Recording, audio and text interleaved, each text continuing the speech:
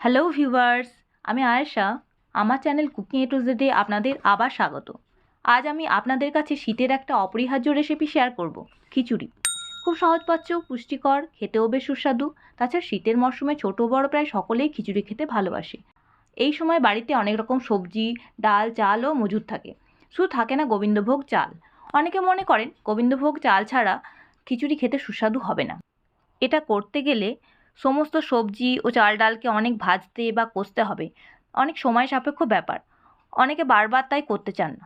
খিচুড়ি চাল ডাল সবজি ও সামান্য মশলা দিয়েই সকলে তৈরি করেন, কিন্তু এর স্বাদ নির্ভর করে চাল ডাল সবজি মশলা ও জলের সঠিক পরিমাপের উপর। ভিডিওটিতে আমি সঠিক পরিমাপ সহ আপনাদের দেখাবো কিভাবে সাধারণ মিনিকেট চাল দিয়ে খুব সহজে তাড়াতাড়ি সুস্বাদু পুষ্টিকর খিচুড়ি রান্না করা যায়, অল্প পরিশ্রমে, না নেড়ে না ভেজে। তাহলে আসুন আর বেশি দেরি না করে দেখুন কিভাবে আমি এটি রান্না করছি। আমার এই ভিডিওটি যদি আপনি প্রথমবার দেখে থাকেন তাহলে আমার চ্যানেলটিকে সাবস্ক্রাইব করতে ভুলবেন না। আর ভিডিওটি ভালো লাগলে লাইক ও কমেন্ট করে জানাবেন। পারলে বন্ধুবান্ধবদের কাছে শেয়ার করবেন। চলুন দেখে নিই খিচুড়ি তৈরি করার জন্য আমি কী কী উপকরণ কতটা পরিমাণে নিয়েছি। নিয়েছি সাধারণ মিনিকেট চাল, যেটা আমরা প্রতিদিন ভাত রান্না করে খাই, 1 বাটি মতো, প্রায় 240 গ্রাম। চালটা 3-4 বার ভালো করে ধুয়ে 30 মিনিট মতো জল দিয়ে ভিজিয়ে রেখেছি। আর নিয়েছি হাফ বাটি মুসুর ও হাফ বাটি মুগ ডাল, 120 গ্রাম করে। এটাকেও 4-5 বার ভালো করে ধুয়ে জল দিয়ে ভিজিয়ে রেখেছি। আর নিয়েছি হাফ বাটির একটু কম নবরত্ন ডাল, প্রায় 110 গ্রাম মতো। এই ডালটা আমি রিলায়েন্স স্টোর থেকে কিনেছি, আপনারা চাইলে বানিয়েও নিতে পারেন। এর মধ্যে আছে গোটা মুগ, গোটা মুসুর, কাবলি ছোলা, গোটা ছোলা, রাজমা, বরবটি, কালো কলাই, ভাঙা মুসুর ডাল, ছোলার ডাল, মটর ডাল, অড়হর ডাল ও গোটা সয়াবিন। ডালটা আমি আগের দিন রাতে ভিজিয়ে রেখেছিলাম, আপনারা চাইলে 5-6 ঘন্টা ভিজিয়েও এটা করতে পারেন। সবজির মধ্যে আমি নিয়েছি একটা মাঝারি সাইজের ফুলকপি, ফুলগুলোকে এরকম বড় বড় করে ছাড়িয়ে নিয়েছি। আর নিয়েছি একটি বড় সাইজের আলু, এরকম বড় বড় করে পিস করে। নিয়েছি 3টি বড় সাইজের টমেটো, এরকম চৌকো চৌকো করে কেটে নিয়েছি। নিয়েছি কিছুটা সিম, এগুলোরও ওপরের ও নিচের আঁশগুলোকে ফেলে দিয়েছি। খোসা ছাড়িয়ে 1 বাটি মতো মটরশুঁটি নিয়েছি। একটা বড় সাইজের গাজর ছোটো ছোটো করে কেটে নিয়েছি। কিছুটা বিনস ছোটো ছোটো করে কেটে নিয়েছি। খিচুড়ির মধ্যে আমি বেগুন দেবো না, দেবো কিছুটা পালং শাক। পালং শাক দিলে খিচুড়ির টেস্ট বাড়ে। আর দেবো মেথির শাক, মেথির শাকেরও টেস্ট খুব ভালো হয়। এটাও আমি ধুয়ে শুধু পাতাগুলোকেই বেছে নিয়েছি, ডাঁটিটা ব্যবহার করবেন না, তেতো লাগতে পারে। আর নিয়েছি অনেকটা ধনেপাতা কুচি। একটা বড় সাইজের পেঁয়াজ আমি ছোটো ছোটো করে কুচি করে নিয়েছি। এই পেঁয়াজের মধ্যে কিছুটা আমি পরে বেরেস্তায় বা ফোড়নে ব্যবহার করব। আর নিয়েছি 6টা কাঁচা লঙ্কা, যার মধ্যে এই দুটো আমি পরে বেরেস্তায় বা ফোড়নে ব্যবহার করব। নিয়েছি 3টি মাঝারি সাইজের তেজপাতা ও 1 চামচ আদা রসুন বাটা।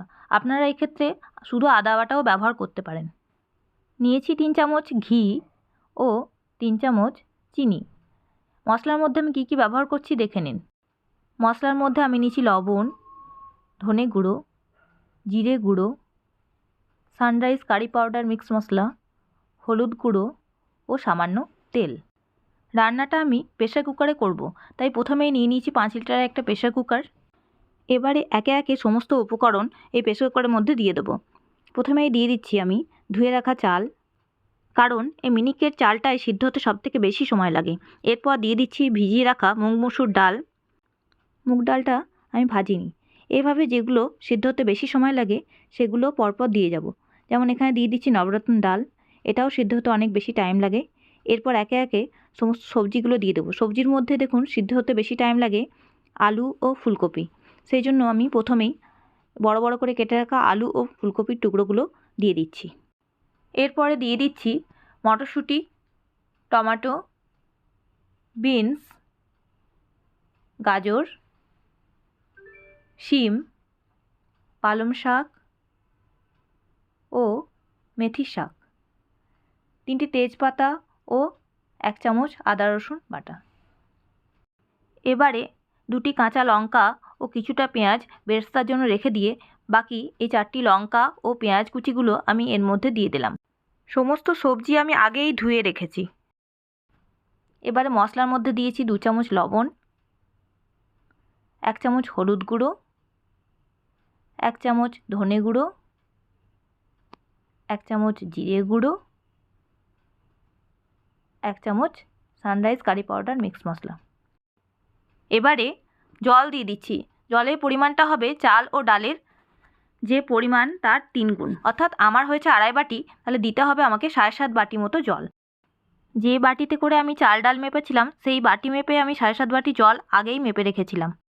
এবারে একটি ছোট চামচে করে মশলাটা জলের সঙ্গে মিশিয়ে দিচ্ছি, কিন্তু প্রেসারের তলায় যে চাল ডাল দিচ্ছি সেটা মেশানোর কোনো প্রয়োজন নেই। আমি যে পরিমাণ খিচুড়ি করব এই খিচুড়িটাতে প্রায় 6 জনের খুব ভালোভাবে হয়ে যাবে। এবারে 3 চামচ তেল মানে সর্ষের তেল এর মধ্যে দিয়ে দিচ্ছি।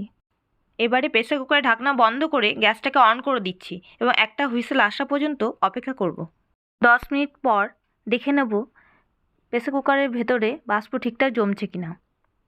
এই যে একটু বোঝা গেল যে বাষ্প জমছে। এবার রেখে দেবো একটা হুইসেল আসা পর্যন্ত। খিচুড়ির পরিমাণটা যেহেতু আমি অনেক বেশি করছি তাই হুইসেল আসার আগেই হয়তো প্রেসার কুকারের পাশ দিয়ে ডাল চাল সব বেরিয়ে যেতে পারে, তাই এক্ষেত্রে গ্যাসটাকে বন্ধ করতে হবে। হ্যাঁ, আমার ক্ষেত্রেও তাই হচ্ছে, দেখুন যে পাশ দিয়ে বেরিয়ে যাচ্ছে। এবার আমি অপেক্ষা না করে গ্যাসটাকে বন্ধ করে দিচ্ছি। এবারে প্রেসার কুকারের ভেতরের বাষ্পটা নিজে থেকে রিলিজ হওয়া পর্যন্ত অপেক্ষা করব।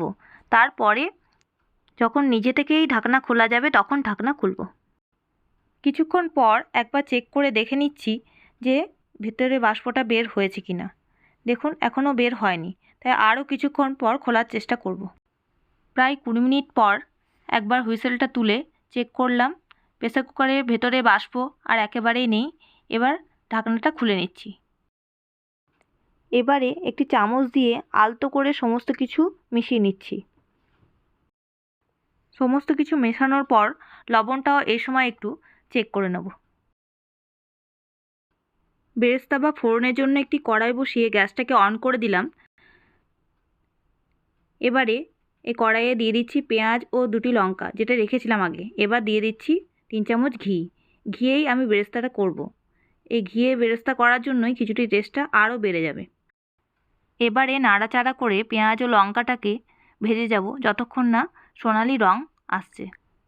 পেঁয়াজ ও লঙ্কার মধ্যে সোনালি রং চলে এসেছে। এবার কেটে রাখা ধনেপাতা কুচিটা কিছুটা দিয়ে দিলাম এবং 1 মিনিট মতো ভালো করে ভেজে নেব, তাহলে একটা সুন্দর সুগন্ধ বের হবে।